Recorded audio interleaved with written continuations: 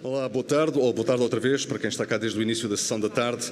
Sabemos que a indústria automóvel está em grande transformação, na Europa sobretudo, devido à transição para a mobilidade elétrica, também juntamente com a transição digital, mas não só. França e Alemanha podem colocar dúvidas ou não sobre possíveis impactos no setor. Para debater tudo isto, convidamos o José Couto, o presidente da AFIA, a Associação de Fabricantes para a Indústria Automóvel, o Alexandre Figueiredo, CEO da RT Têxtil Portugal, e Alexandre Ferreira, o CEO da FEST Componentes, que convido a subir ao palco.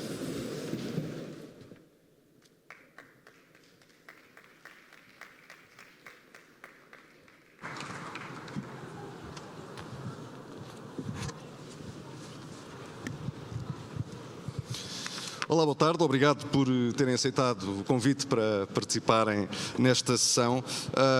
José, eu começaria por si, por fazermos um ponto da situação, digamos assim, um retrato daquilo que é o setor, com os números mais atualizados que tiver ao seu dispor. Sabemos que é um setor altamente exportador, mas fale-me daquilo que é hoje, com os dados que tem, o setor dos fabricantes de componentes para a indústria automóvel em Portugal. Muito boa tarde a todos. Obrigado pelo convite. Eu cumprimento aqui aos meus colegas que estão ligados também à AFIA. Bom, eu hoje acabo por ter uma boa notícia, ontem tive uma boa notícia, porque os dados de outubro mostram um crescimento das exportações da indústria automóvel para a Europa. E isto é um dado bastante positivo, tanto mais que nos últimos meses tínhamos estado a cair de forma preocupante. É evidente que crescer 2,6 na Europa é bom. Mas também teve o efeito de dizer que acumulado até outubro nós temos neste momento 3,6, 3,7 de queda de atividade. Não deixamos de estar preocupados, porque os nossos números para o final do ano continuam a ser de queda e não positivos. Mas o que é importante é referir que o setor automóvel é de facto um caso de estudo na Europa. Ainda há bem pouco tempo em Bruxelas me diziam isto com alguma piada. Porquê? Somos só 350 empresas, mas são 350 empresas que faturam 15 mil milhões de euros e que têm uma responsabilidade para a economia nacional importante, porque contribuímos seriamente para o valor acrescentado, para as exportações, e o número de trabalhadores, 62 mil trabalhadores, tem-se mantido desde 2019. E já agora, quando temos aqui esta nuvem negra do que é a Europa, e podemos falar um pouco sobre isso, já vamos desenvolver mais sobre a questão da Europa, mas é importante dizer que são 62 mil trabalhadores, quando hoje todas as notícias indicam perda de trabalhadores na Europa. Nós, em Portugal, estamos bastante preocupados em perder os trabalhadores. Porquê? Porque em Portugal as empresas fazem investimentos sérios na formação das suas equipas. São um ativo muito importante para conseguirmos ser competitivos e altamente produtivos. E a produtividade aqui é muito importante em termos para demonstrar aos nossos clientes que estamos na frente. Já vamos desenvolver todos esses temas. Na impossibilidade de termos aqui 350 empresas no palco, temos só duas, faltam 348, mas são duas cuja história vale a pena conhecer. Alexandre Figueiredo, da RT Têxtil Portugal. Vamos começar por fazer um retrato, porque, como estamos a falar de uma empresa altamente exportadora, se calhar grande parte das pessoas pode até não lidar, não conhecer. Fala-me um pouco sobre isso. Qual é o peso da exportação na vossa produção? Boa tarde a toda a gente, obrigado pelo convite. Se calhar é melhor fazer um pequeno resumo histórico da ERT. A ERT Automotive pertence ao Grupo ERT. O Grupo ERT, neste momento, fatura o grupo consolidado cerca de 100 milhões de euros. Temos 1000 trabalhadores em Portugal, principalmente em Portugal, mas temos também fábricas em Marrocos, República Checa, da Roménia, e temos também, como é que se diz, escritórios no México. O grupo começou inicialmente na área têxtil, nos anos 90, e entrou na indústria automóvel nos anos 2000. Atualmente a indústria automóvel é 90% do volume da faturação em Portugal, nas outras fábricas é 100%. E exportamos da parte de Portugal, claro que as outras fábricas já estão fora, 85% do nosso volume de vendas é para exportação.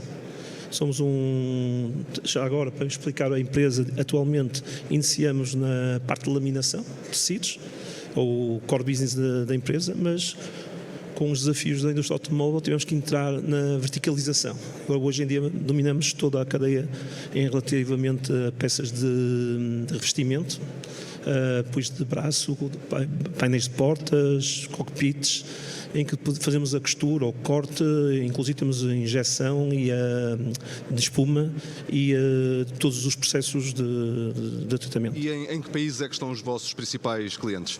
Onde está a indústria automóvel ou os fornecedores da indústria automóvel. Neste momento, principalmente o nosso grande mercado é a Europa, mas também exportamos para países estranhos como o Uruguai, África do Sul, México, fora da Europa. Agora na Europa é onde está a indústria automóvel.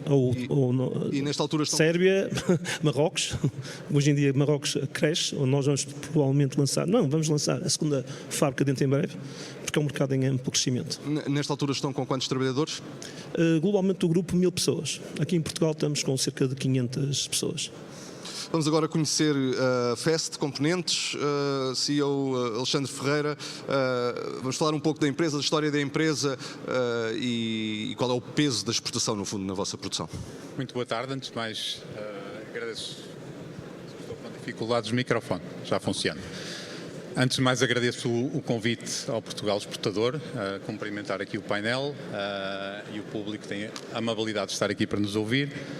Sim, de facto, gostaria de apresentar a FEST Componentes, que é uma empresa de capital familiar, que existe há 30 anos no mercado, dedica-se maioritariamente ao setor automóvel, mais de 97% do nosso volume de negócios é de indústria automóvel. Somos uma PME com volume de negócios de pouco mais de 20 milhões de euros e que abarca toda a cadeia de valor naquilo que são os componentes plásticos, ou seja, temos uma integração vertical forte, desde o processo de injeção de plásticos, a revestimentos de superfície, até a assemblagem de módulos decorativos completos.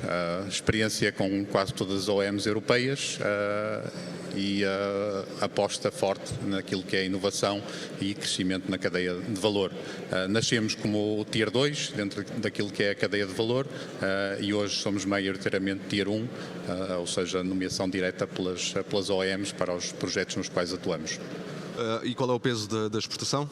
O peso da exportação, o peso da exportação direta hoje é cerca de 40%, já foi superior a isso, depende daqueles projetos onde participamos, o que de alguma forma é um fator benéfico quando conseguimos ser fornecedores dentro daquilo que é a cadeia de produção local.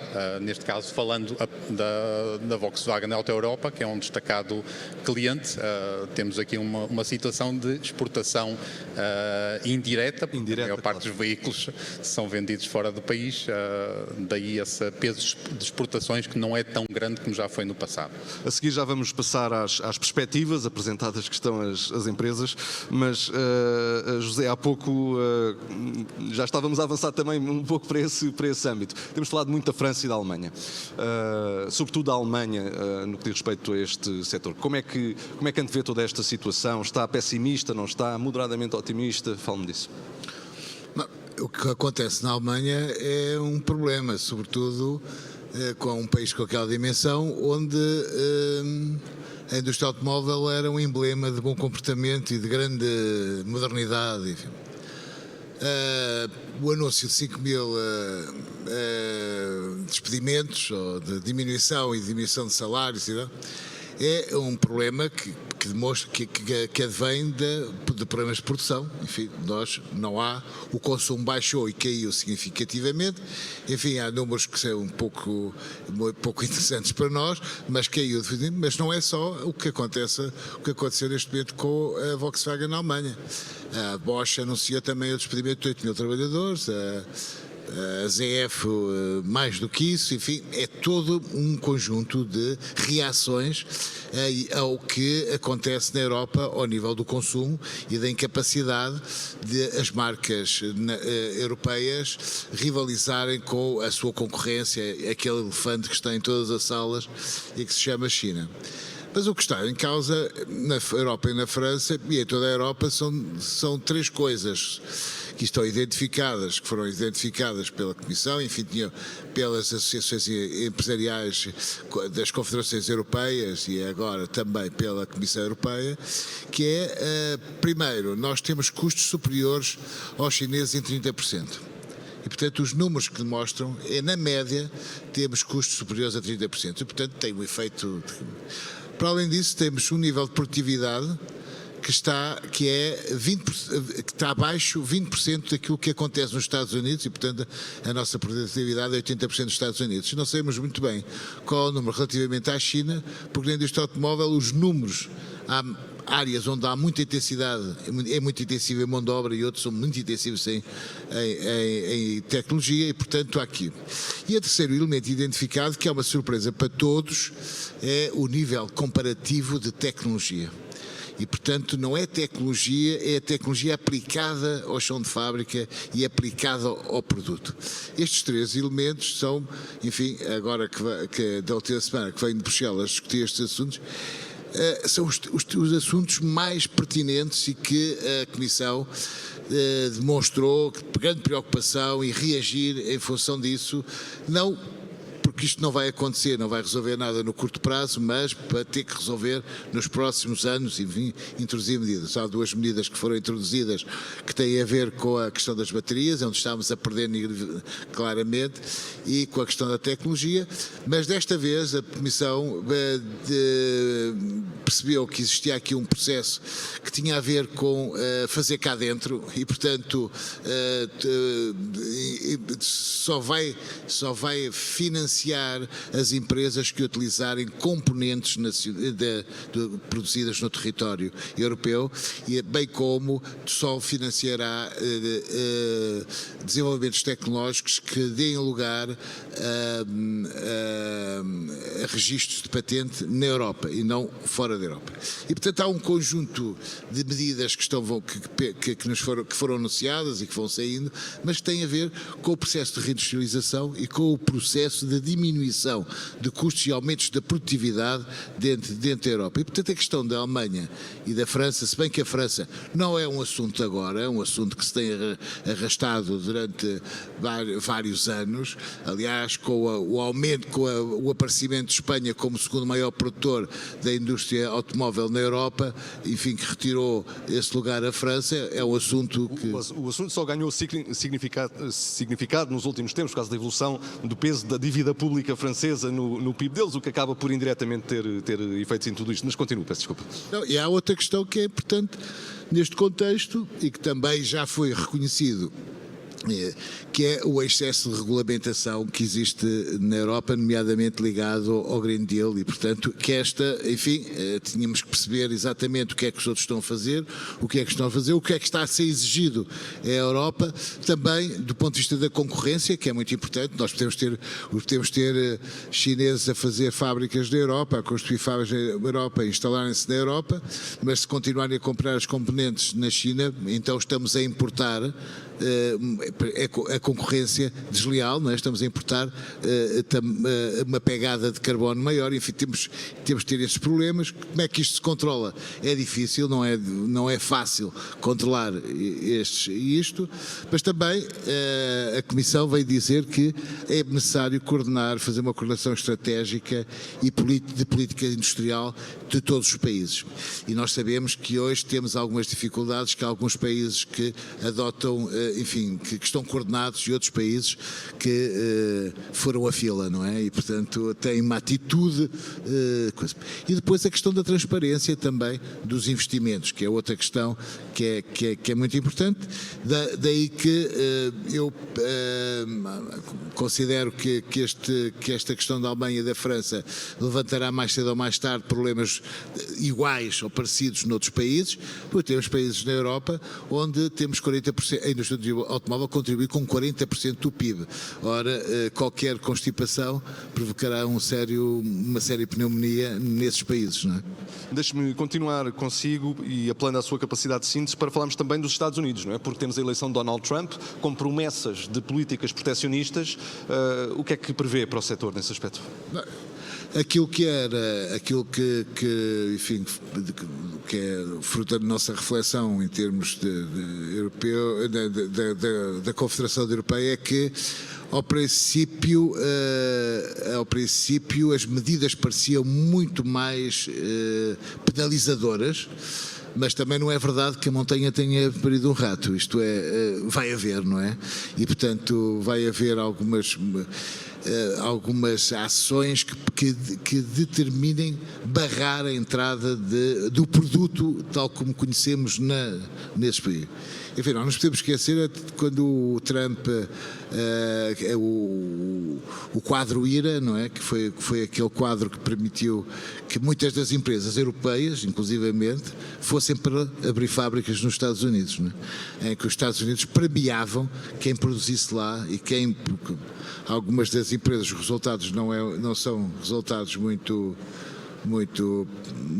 interessantes, mas aconteceu, as empresas foram para lá. Portanto, a ideia é que, no mínimo, as taxas possam-se ter os direitos elevatórios relativamente àquilo que é hoje, possam assumir um valor idêntico àquilo que tem de acréscimo igual àquilo que tem o Canadá, e que não sei se haverá a mesma atitude relativamente ao México, porque de facto os estudos mostram que uma dependência importante relativamente a alguns produtos, nomeadamente estes.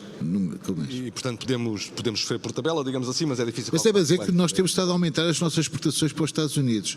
Aliás, vale a pena dizer, os Estados Unidos é neste momento o nosso quinto destino. E portanto tem crescido, as empresas portuguesas têm estado através das calçadeiras que são as Tier 1, têm entrado no mercado americano, o que é interessante.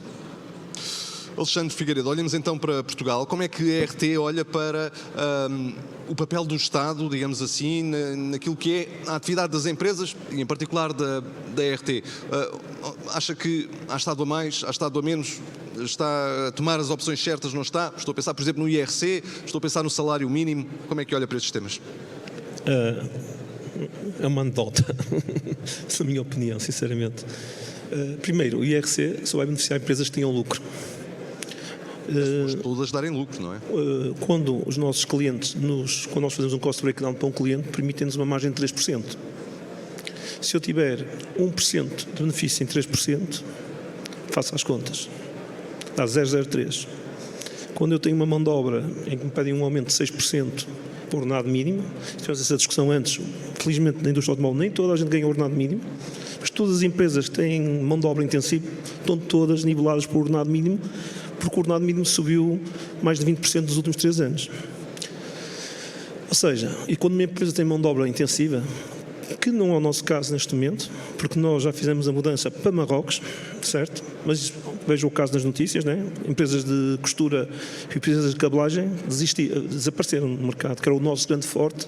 Quando eu iniciei a minha carreira, né, há 30 anos, era as fábricas de 2.000, 3.000 pessoas que nós tínhamos aqui de cabelagens e de costura, desapareceram todas. São mão de obra a 20%, passa a 6% e 20%, comparo com o IRC. Portanto, eu acho que realmente não há estratégia do governo para as empresas. As únicas pessoas que podem beneficiar do IRC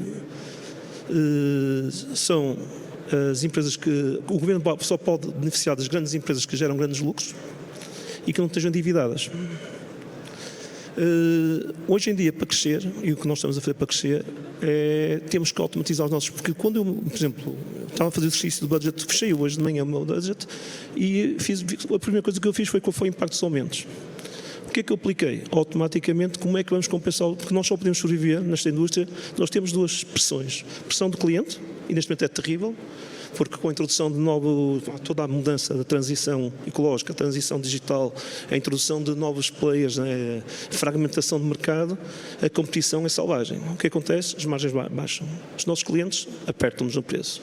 Adiam projetos e quem trabalha nesta indústria sabe perfeitamente que os projetos nós temos que dar, eu diria, price decreases ano a ano e são recorrentes. Quando um projeto é alongado, é uma catástrofe para nós.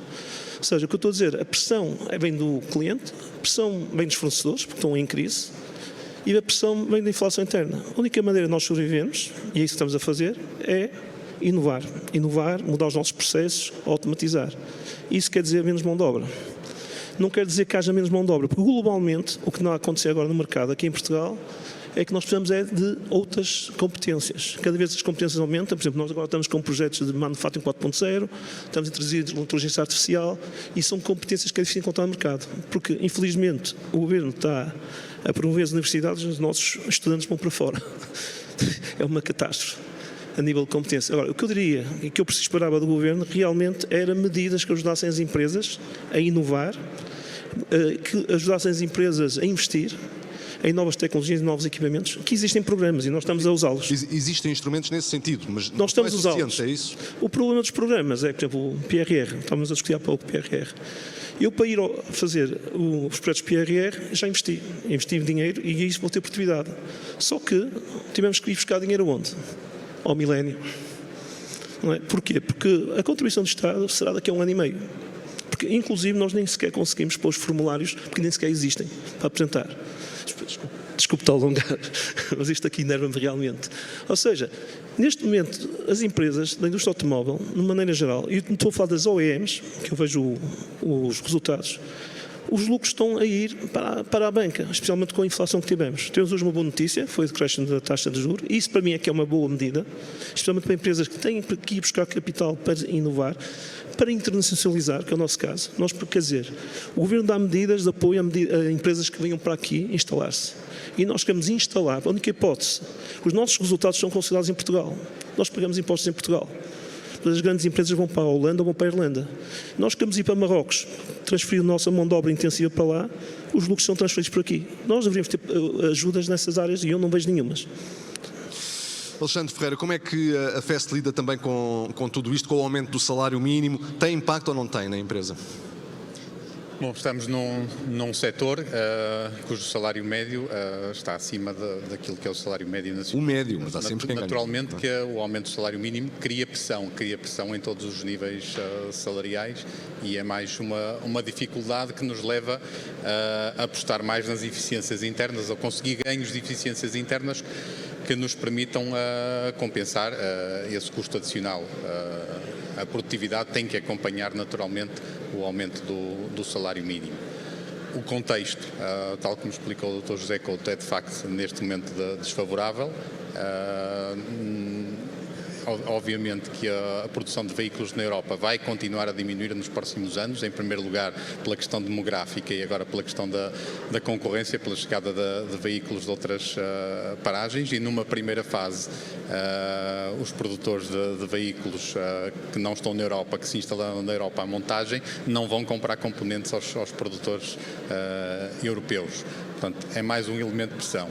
Por outro lado, as OEMs europeias, que são os clientes de hoje, estão em pressão económica e exigirão cada vez mais dos seus fornecedores. Portanto, temos aqui um contexto que só conseguiremos ultrapassar com mais eficiência, mais aposta na inovação, quer de produto, quer de processos produtivos, de forma a compensar os custos de contexto extra com que vivemos hoje. E que aposta é que a FEST tem feito, por exemplo, nesse tema da inovação? Ela materializa-se de que forma?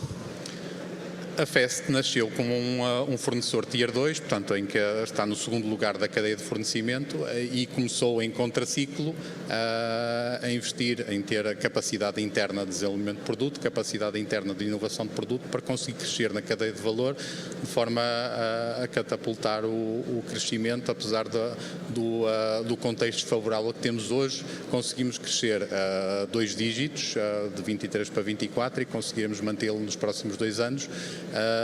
à custa de introdução de novos produtos e participação em novos projetos.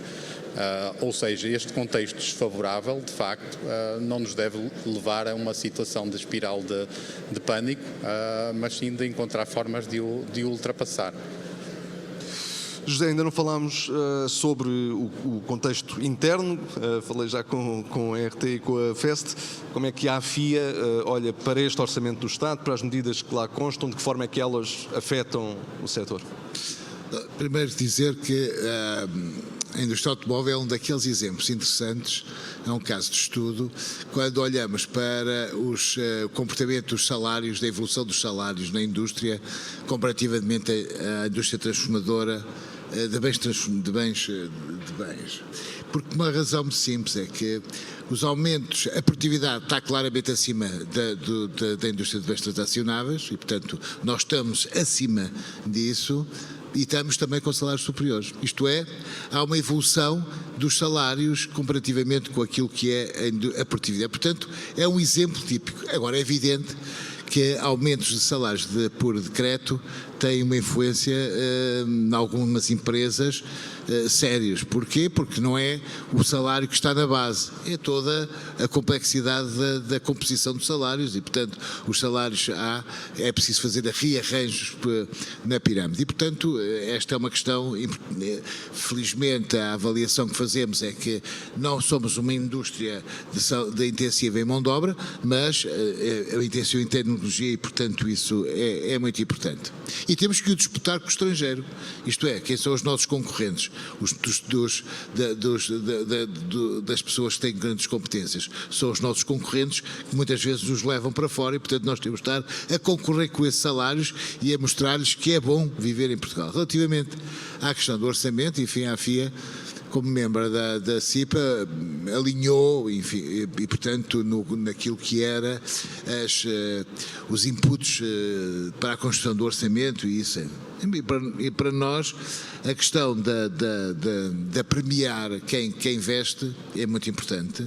É importante porque a indústria de componentes, só para ter uma ideia, na Europa registra mais que uma patente por dia. E portanto, porquê? Porque a tecnologia, a inovação é crucial neste procedimento. E mais, muitas vezes os nossos clientes, quer sejam os tier 1, quer os clientes, empurram para a cadeia essa pesquisa e essa inovação e esses processos de inovação que sabem que depois no final lhes vai trazer vantagem porque o produto vai aparecer lá mais barato.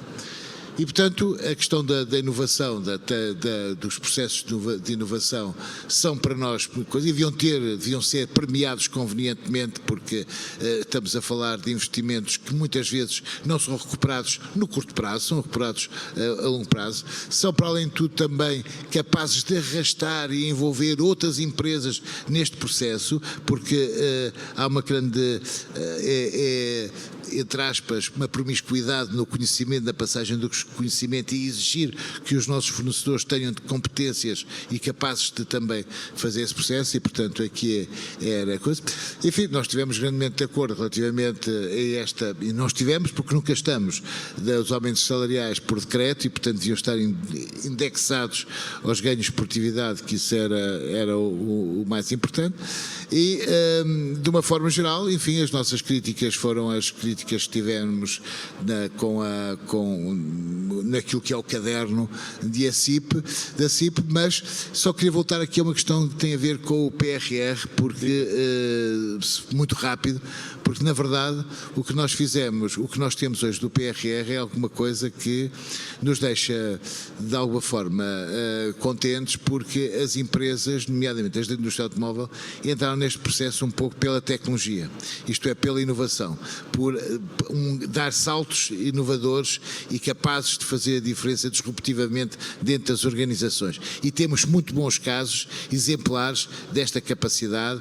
É evidente que há um esforço financeiro das empresas porque tiveram que, como não era tema no início, mas acabaram por ter que financiar este processo da relação e da ligação com as universidades, que, faça aqui o parênteses, estão overbooking neste processo e muitos dos projetos poderão estar atrasados por falta de capacidade de responder das centros de criação de saber, nomeadamente das universidades. E, portanto, as empresas tiveram que financiar, tiveram que meter dinheiro à frente e têm problemas depois no final para estes eficientes. E, portanto, isto é muito importante porque as empresas nacionais estão em linha claramente com aquilo que o que é necessário fazer, que é a aposta na tecnologia, na inovação, na questão da digitalização e da pegada de carbono, porque o automóvel é o único bem que circula hoje em grande quantidade,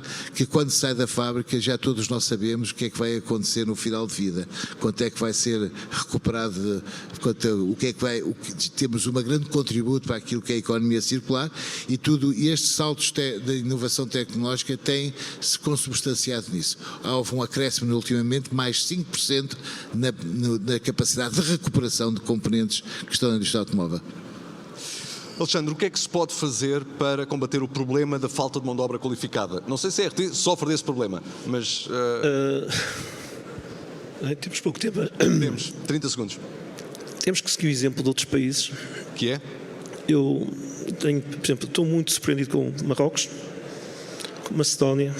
São países que não tinham indústria automóvel nenhuma e neste momento são um polo atrativo. O que eles fizeram, e foi o Estado, e isso aí o Governo podia fazer, é o que eu chamo de parques industriais. São parques gigantescos, na verdade são free zones, porque são países fora da União Europeia, mas não impede que nós os tenhamos, onde o Governo deveria promover todos os serviços de suporte às empresas, em que deveria dar os edifícios com preços de arrendamento adequados, com centros de formação, escolas de formação nas áreas de todas as áreas que nós precisamos, com todos os serviços que as empresas precisam e obviamente com ligações às instituições de desenvolvimento e de investigação das universidades. Isso acho era importante. Alexandre Ferreira, a FEST sente este problema da dificuldade em encontrar mão de obra qualificada? Em 30 segundos, por favor. Sim, de facto, especialmente nas camadas mais qualificadas, níveis de conhecimento tecnológico, engenharias, desenvolvimento de produtos, gestão de projetos. São áreas em que é difícil recrutar. Por um lado temos um mercado pequeno e por outro lado temos o evento da saída do país de jovens com esses níveis de qualificação. E que incentivos é que podem ser criados para, pelo menos, colmatar esse problema, tanto pelas empresas como pelo Estado? Bom, o incentivo, todos trabalhamos pelo salário, naturalmente. Esse é um incentivo que é inegável, tem que existir. E, por outro lado, criar desafio, ter desafio contínuo que alimente os jovens qualificados. O salário tem a ver parte com a capacidade da empresa, mas tem parte com a parte fiscal, não é? Claro, de interesse com o desafio que é colocado. A parte fiscal, de facto, não abona a realidade portuguesa. Meus senhores, muito mais haveria para discutir, mas o nosso tempo terminou. Muito obrigado.